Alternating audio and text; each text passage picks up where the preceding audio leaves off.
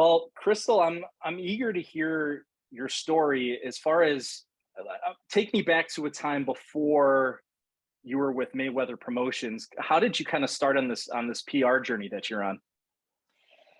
So I started in fashion. Mhm. And I quickly realized after doing some internships with some fashion agencies in LA that fashion wasn't for me.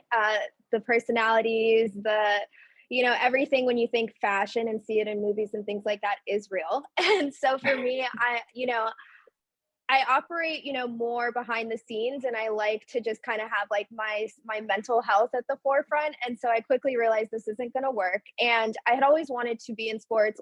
I played softball for 12 years, grew up around, my boy cousins, and, they all played sports. And for me, I didn't really see a lot of women who were dominating in those spaces. And so that was already an exciting opportunity to try to figure out how I can get there. And so, ironically, a girl who was at, Mayweather Promotions back in 2016, who I knew prior, she's like, hey, we're looking for a little help on, marketing and PR. Would you be interested? And so I'm like, sure, why not? And then she's like, well, you're going to have to move to Vegas. And so that was really for me, being an LA girl, having like never spent more than a weekend in Vegas. I just, I thought about it, and I'm like, well, this is a once in a lifetime opportunity to work with a once in a lifetime icon, Floyd. And also, just after doing research, boxing is really just like this lawless sport, and there's not a lot of like publicity in terms of like, compared to the NFL or the NBA and things like that. And I quickly realized there's not a lot of women in the space either, and not a lot of minorities in the space, black, brown, like especially like on the women's side. So even just that as a whole was exciting for me to just like take on the challenge and figure out like, how can I get into this space? How can I create impact? And what I didn't realize was it was going to be a lot harder than I thought, just in terms of like, to the point, like there isn't an organization, there aren't a lot of like things. It's kind of like everyone is just like doing whatever, trying to, pitch their guys or their fights. And like everyone's just trying to get their foot in the door. And so for me, I had to figure out where I would fit in the space. And I think I did a pretty good job of it, after just kind of like identifying opportunities and things like that. And so the girl that I was working with at the time, she led their PR side.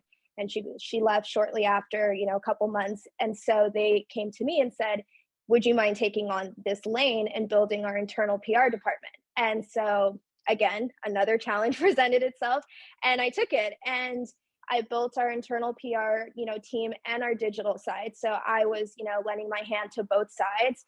And I'm thankful for it because, Mayweather Promotions is still ran as a mom and pop's company. And so with that being said, we have a very small team, which allows us to wear a few different hats. So I got the opportunity to experiment, see what I liked, what I didn't like, try new things. And they really gave me free reign in terms of like creativity and, executing different ideas that maybe we hadn't done before. I love that division between fashion and boxing. Um, did Right. you grow up in the LA area, or was that kind of like a new space for you? Yeah, so I grew up in the South Bay, and El Segundo is where I grew up, and then went to school in LA as well, and didn't leave LA until I moved to Vegas. So, boxing was definitely something I grew up around as well. My dad was a huge boxing fan. A lot of people in my family, they're into boxing. So I grew up watching Floyd fights, Tyson fights, things like that. So I already had some sort of familiarity with the sport, just from a fan level. And I went to Floyd fights for years before I even worked with the company. So it was kind of like this full circle moment of seeing myself from the stands as a fan to actually being on the other side. The fashion world, kind of how much time did you spend there? Was it a brief internship? Did you have a job there? And kind of what specifically? I know you kind of talked about the industry. I'm thinking like scenes out of Devil Wears Prada and Never things like was that. Prada, yes. So like, how So long did you I spend there? I 2 years, Mhm. and I was an intern, and I grew into a role where I was the CEO's like assistant, and so I executed a lot of things for the agency, and we did everything from red carpets to launches to pitching for press placements, heavy on the events for sure. And so a lot of my time was spent like running errands, making sure like the designer had what they needed, and the coffee runs, all of that. It's true. Like it's not a fabricated thing. It is a real thing. And doing tasks from something like a coffee run, but then also like reaching out to press, compiling press lists, like really trying to create buzz for whatever opening, like, and in boxing, very similar to fashion, there's a lot of things going on in the background happening all at once, and you're forced to make quick split decisions. And there isn't a roadmap. You just kind of figure it out. And so I think working in such a like high paced or fast paced environment like fashion, and then transitioning to boxing where it's exactly the same, everybody's just like doing a million things at the same time, like I think that experience prepared me to actually seamlessly transition into boxing and the chaotic world that it is. Generally speaking, the people in and around fashion versus the people in and around boxing, which one is a more welcoming environment, would you say? Boxing for sure. Only because it's like when you find your group, everyone sticks together. And so it's a very small group of people, and you're either on one side of politics or the other. And, it's like for us, we're PBC, Mayweather Promotions, like there's not that many of us. And our collective goal is really just to make it as successful, make each promotion as successful. So we really like lean on each other. And there's more of a camaraderie, I feel, in boxing than in fashion, where everyone's just like cutting each other, like they'll do whatever to like knock you off your throne so that they could get this position, and it's very cutthroat. When you meet Floyd Mayweather for the first time, what was that experience like? Gosh, it was a little nerve-wracking. I don't typically get starstruck. I just remember thinking, oh wow, like, okay. He walked into the gym, I remember, and I had to keep my composure because you don't want to seem like a fangirl, especially being a woman in the sport. It's like you got to carry your own. And I just remember like just kind of watching. Like I didn't really say much. I just kind of like watched how he moved, how, his crew was with him. He went to the ring. He was watching a fighter. Honestly, I can't remember who it was at the time, but just watching how he moved. And then I introduced myself and told him, just started with the company. I'm really excited, happy to be here. And he's like, okay, nice to meet you. And that, and that was it, like there wasn't like a whole introduction, like ceremonial thing. It was just like, cool, nice to meet you. And every time I saw him, like, shortly after, it was when Badu fought DeGale in 2017 in Brooklyn. And I remember I was on the stage and I had to get audio clips, and he was like, this girl, whatever she needs, give it to her. And I just remember like, wait, what? And he was like, just kind of like put me in a position to make sure like whatever I needed, I got for the promotion from a press standpoint, whatever it is that was going to make the show, like, just run, I had. And so I was like super grateful. There's actually a photo that I can send to you that was like in that very moment where it's like, you see me next to Floyd in like this like huge round of press surrounding us. And I think like that was a very pivotal moment for me because it was my first fight out of town with the company. And like from there, it was just like a ride, and it's been one of the most fruitful experiences since 2016 when I first started with them. In that time, and obviously you made it up the ranks quickly, and eventually becoming very quickly the head of PR. That kind of relationship that forms with Leonard, with Floyd, what was that experience like, and kind of having that kind of boxing family with all of you? I think, and I will, attribute a lot of this to Leonard because him and I have had so many moments to where we talk about just the industry, what we're going to do with the guys. I'm asking him questions all the time, like, okay, so what do you think about this? I think we should try this. Let's try to push this with this fighter. And I lean to his expertise and how he executes a lot of things. So a lot of my time with Mayweather Promotions has been spent with Leonard and Nicole, who is, the VP of Marketing and Operations. Very little of my time has been spent with Floyd. However, the little moments I've shared with Floyd have been pretty rewarding, in the sense where it's like he didn't mold me, but it's like when he did say a few things, they were very like instrumental guidance, you know, pieces that I like kept with me forever. Whether it's just like paying attention to how he moves, like, you know, he kind of has this air when he walks into a room where, as you can imagine, people just stop. And but it's like he still treats everyone with respect at the end of the day. Like, he'll shake everyone's hand, he'll say hello, and you know, that in and of itself is something that is like you have to respect, because you don't have to be the loudest person in the room, you don't have to create this show. Sometimes just giving people respect and acknowledging them is more important than anything else. So as far as like just how to move, a lot of things I've studied from Floyd, and I've, you know, kind of taken those things and applied them to my life in terms of business and how to execute something. I've learned a lot of that from Leonard, and seeing how he's been able to, you know, build these fighters. You know, when I worked the Jack DeGale fight, that was when Gervonta became a world champion. So I remember that fight. And from that moment, our goal was to build Gervonta. And we did it, and we did an excellent job with it. And it was really just us staying on the same page, meaning the team, Leonard, myself, Nicole, everyone else that worked with us, you know, from that time to this point. Like, we never lost sight of what the goal was. As far as when you enter this realm of boxing, how much homework did you have to do, and how long until you felt like, all right, I feel comfortable in this space now?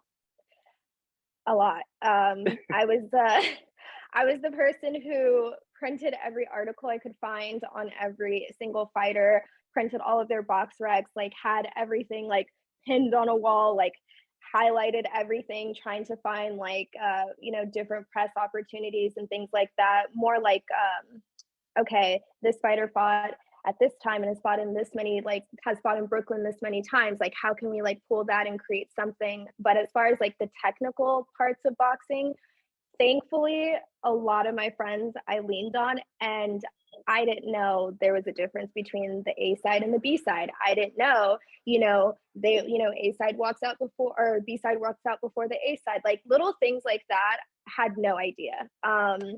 And just even like the rankings, I had no idea how that worked. I had no idea how the fights were made, who made the fights. Like, I didn't know any of that. And so that was a huge learning curve from the business standpoint. And I think it took me like a solid like 3 to 4 months to fully like understand like everything from the matchmaking to the scoring to, you know, how many times the fighter should fight, you know, just all the things that you don't really think about, all those intricate details. You talked about being, you know, not necessarily the status quo of the type of person that enters into the boxing realm, being a Right. woman. You know, how did you sense that there was a resistance to that at all, or did you feel pretty comfortable within the sport, or did you have those moments? I think there were definitely more moments than not where I thought I had to prove myself, because one, it's like, who's this little girl that just like popped up in boxing? And not only that, you see me alongside, you know, a Leonard or a Floyd or whoever, and I'm, you know, or whatever major fighter we're promoting, you see me in a lot of the interviews right next to the fighter.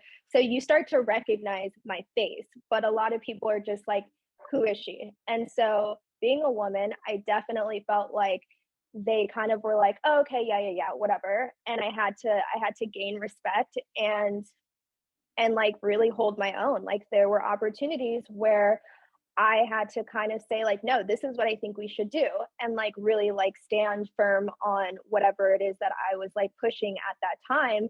But also I had to, you know, show my knowledge. So there were times where I'm talking to people and I'm like, yeah, remember when he fought this person, and you know, so this is why I think, and I'm giving my expertise on, you know, a fight and like who I think would win, and just sharing like my knowledge of the sport and like really doing my homework on a lot of the fighters is what allowed me to gain that respect, because it wasn't a situation of like, oh, okay, she's just a girl who's just like probably not going to be around for a long time. I think after the first year people realize like, oh, she's going to be here for a while, and then you kind of feel the resistance, and people are now welcoming you and actually like leaning to you to actually like hear my thoughts or whatever about, you know, a fighter or just any situation that was going on in the sport. Well, I was going to say, I know firsthand, having worked with you for a couple of years now.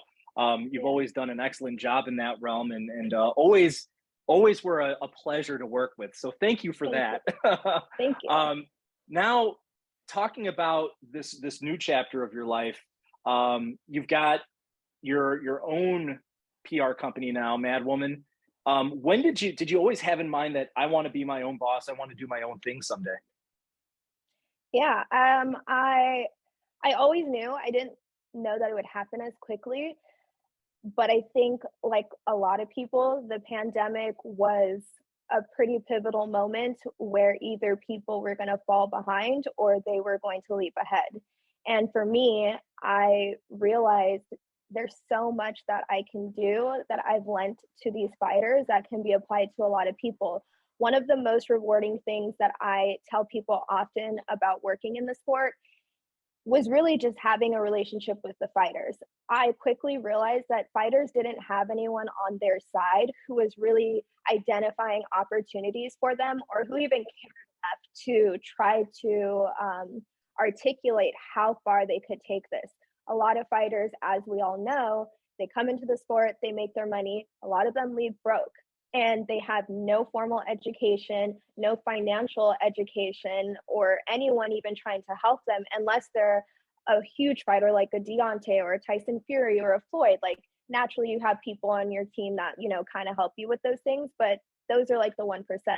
And so in my time since 2016, I've spent a lot of time with these smaller guys from when they first signed to, you know, watching them evolve to larger platforms like a Gervonta or a Rolando.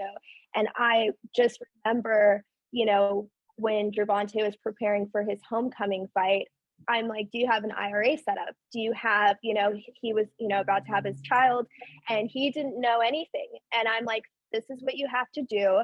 And, you know, just like little things like that, like that's where I felt like I was creating the most impact. And so seeing that these guys trusted me and they really leaned on me to kind of help create some sort of structure for them. And also like showing them like you don't have to just stay in boxing. Like, why don't you cross over to this? Like there's opportunities where it's like, you know, if you're interested in stocks, like why don't you like pursue that and like figure out how to use your platform to educate other people? Like we all have a, you know, responsibility to try to contribute something back to the world. And so a lot of these guys have a platform where they can do that. And I don't think they realize that they can actually do something good instead of just, you know, boxing. Like you can be a boxer and also like, you know, if you want to dive into fashion and create like a collaboration with a dope designer, you can do that. If you want to cross over and like, you know, start a business and whatever it is you're interested, you can do that. Like you just have to have the tools. And so to answer your question, realizing that I can really like have some sort of impact on these guys, like I crossed over and like there were people in other worlds through relationships that I've made that I was giving them the same knowledge. And they were just like, you know, would you mind helping me? Like, do you want to come on board? And that's kind of slowly how MADWOMN started. My first client was Caleb Plant, and I came on board when he did the Canelo fight. And he knew that I had a lot of good connections in fashion and music and things like that. And he's like, I want to, you know, I want to create a larger platform for myself. Like, this is the biggest moment of my career. And I want to make sure that I capitalize it as much as I can. And so we hit the ground running. We did a collaboration with Feature, which is a high-end streetwear boutique in Vegas. And they did a fight capsule. It sold out within minutes.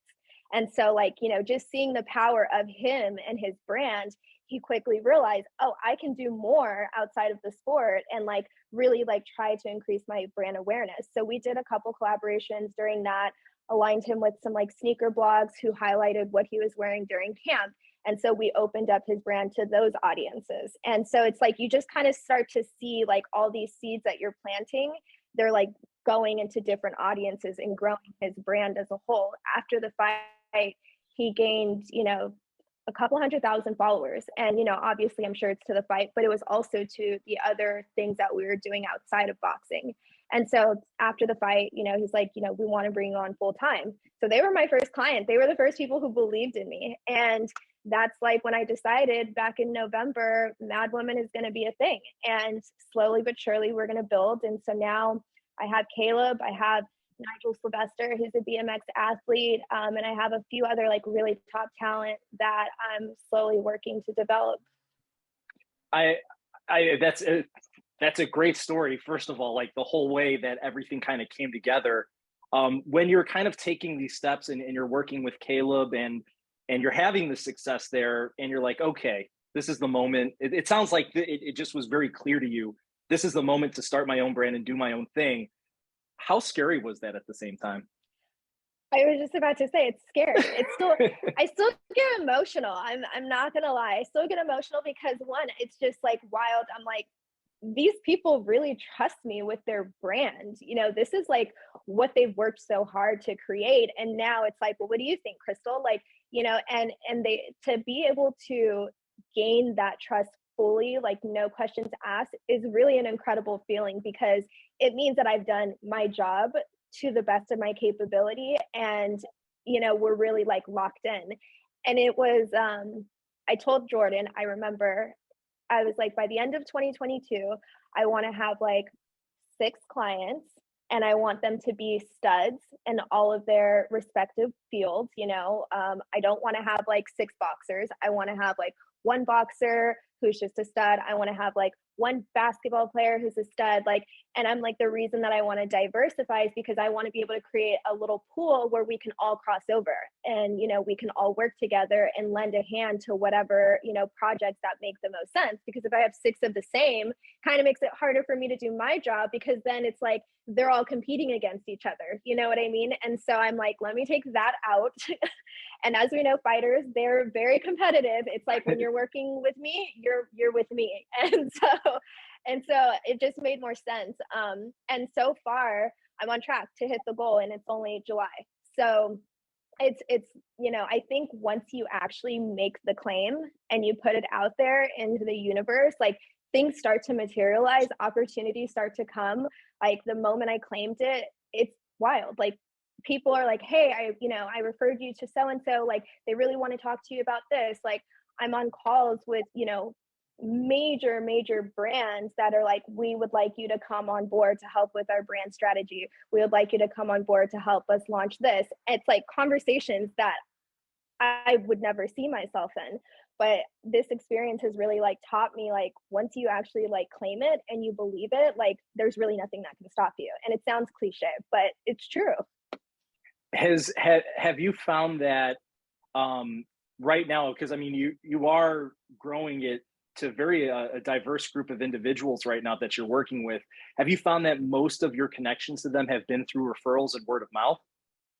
Yeah, absolutely. I've never cold pitched anyone at this point. It's all been, even with Javon Walton, the actor that I was telling you about, that was through Caleb. They had been following each other on Instagram, and Wow. and I remember saying when I was watching Euphoria, I did research on him, and I was like, that's gonna be my next client.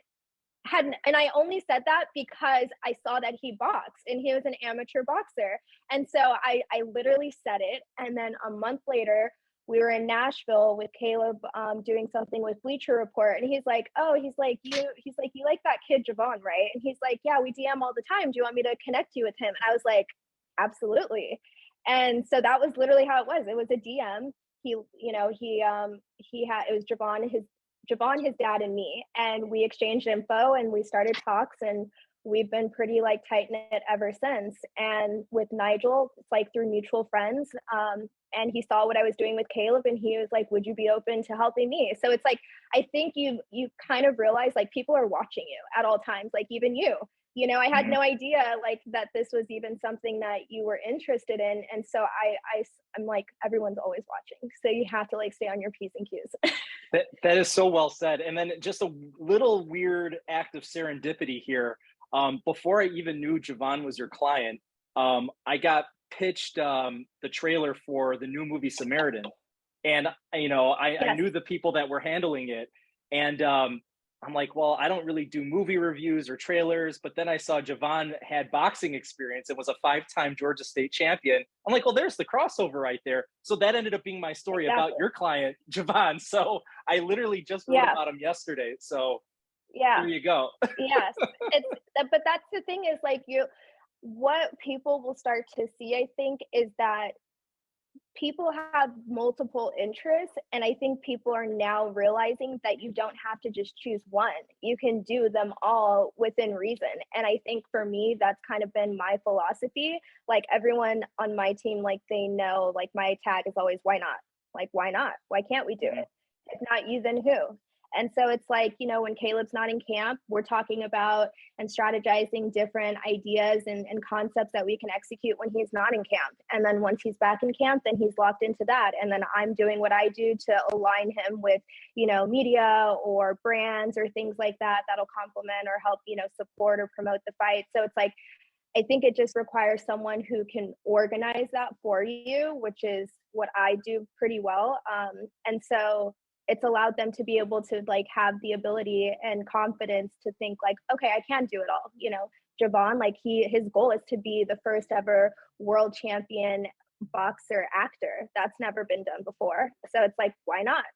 So it's you could do it. I think it's a fantastic, well, first of all, what a great set of clients that you already have. I'm sure that it's going to continue to grow.